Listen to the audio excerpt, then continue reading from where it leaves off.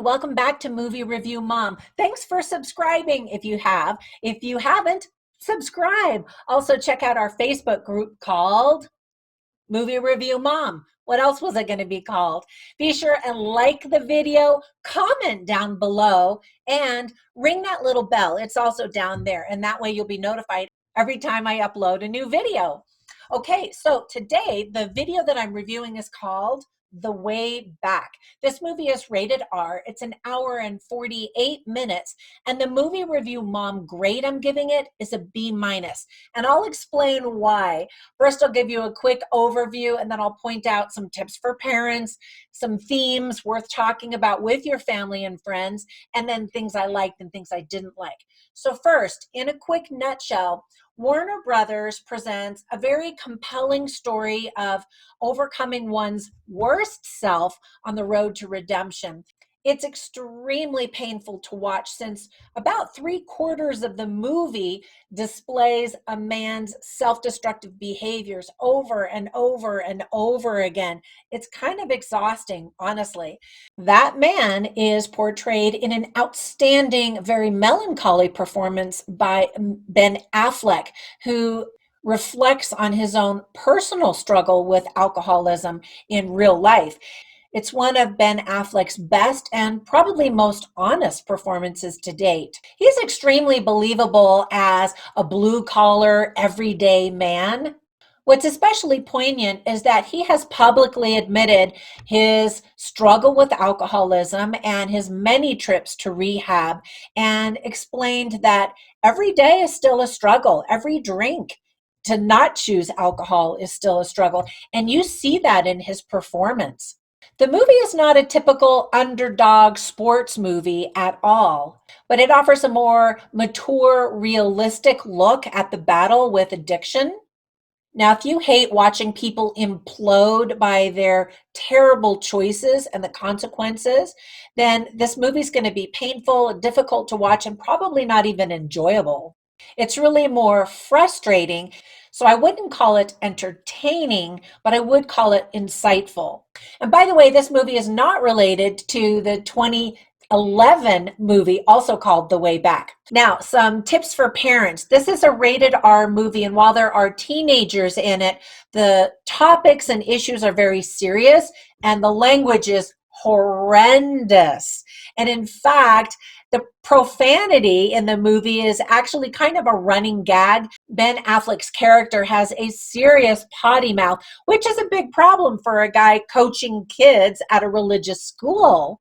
He promises he'll work on it, but the F-bombs and other crude language fly from the very beginning of the movie all the way to the very end. There's a lot of bad behaviors such as dishonesty and self-indulgence, but there's even more destructive behavior such as drinking alcohol, drunk driving, infidelity, and pill popping and smoking. You see kids in a hospital with discussions of death. You see cemeteries knowing that people have died. And a man goes to rehab, and kids may not quite understand what that's all about. In other words, the content of the movie is really not good for young children, possibly older teens. Now, some really positive themes worth talking about that are addressed really well in the movie are, first of all, redemption and hope. And despite all of your mistakes in the past, you can focus on the future and that you can get better.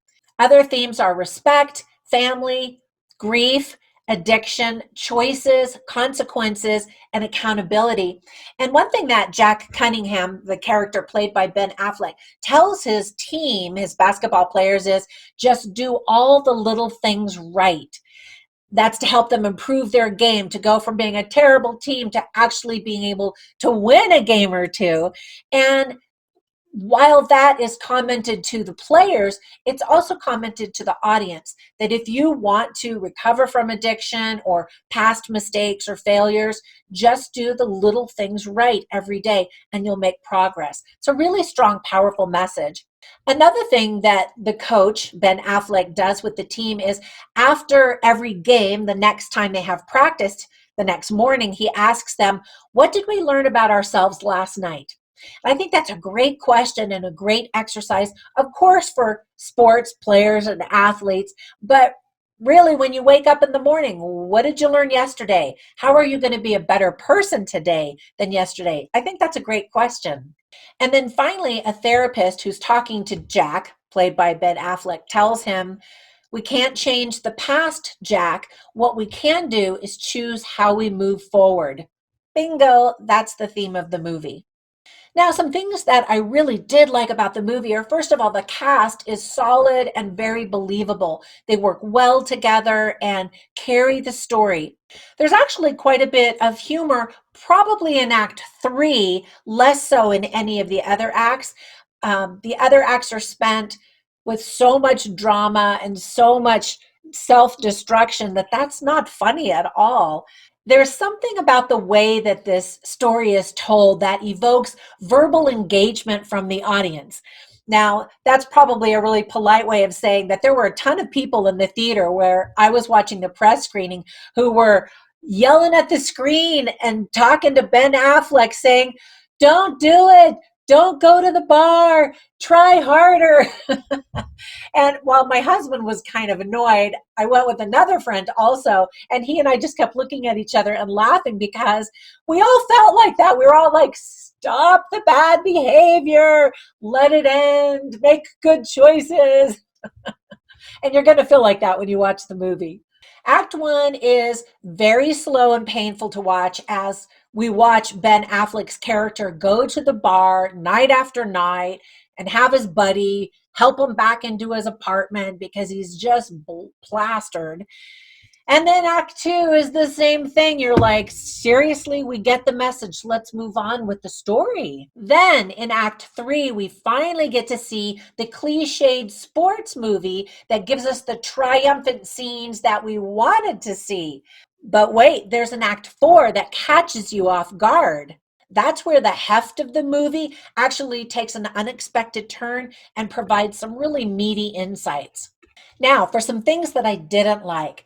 This is a really overdone story that honestly has been done better in other movies many times before. Now, there's a lot of basketball talk in the movie, as you might imagine. And so if you don't like basketball, you might get a little tired of all of that. But it's a sports movie, so you can still appreciate the ups and downs and drama of being an athlete on a team and all of that. Be aware that the sports aspect of the movie is really only secondary to the real plot of the movie.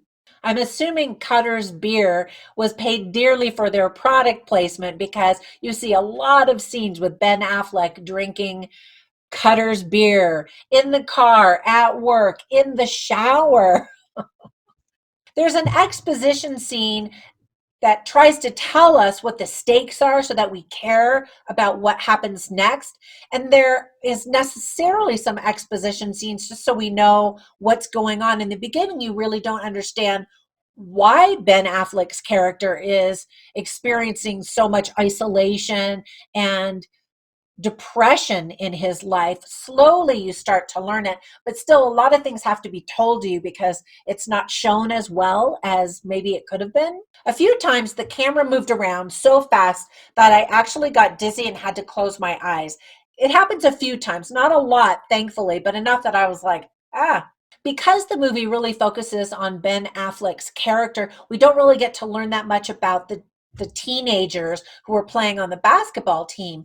There are a few of them that have identifiable characteristics that kind of play throughout, but not a whole lot. And it would have been nice to get to know them a little bit. Again, the movie is not really about them. It's about the coach and his personal experiences.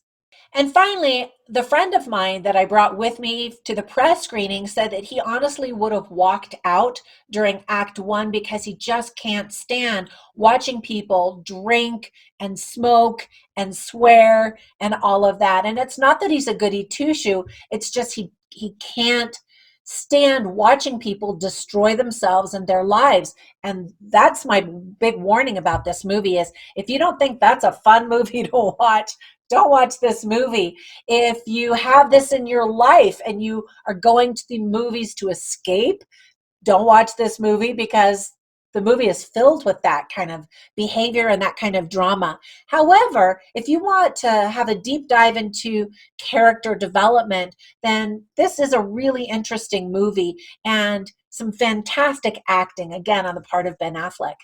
So while there is a powerful message at the end of the movie, you may not want to have to sit through all of the self-destruction and the tragedy, which is what the majority of the film portrays. Okay, now if you do enjoy this movie, then some other movies that I can recommend for you that were also directed by Gavin O'Connor are Miracle, fantastic sports movie, the Accountant, another great movie with a fantastic performance by Ben Affleck, and then another movie called Warrior that kind of flew under the radar that you might not have seen. Okay, that's it for my movie review. Thank you again for subscribing. Be sure and comment down below what you thought of the movie if you see it, and I will see you in the next movie review. Have fun at the theater. Bye for now.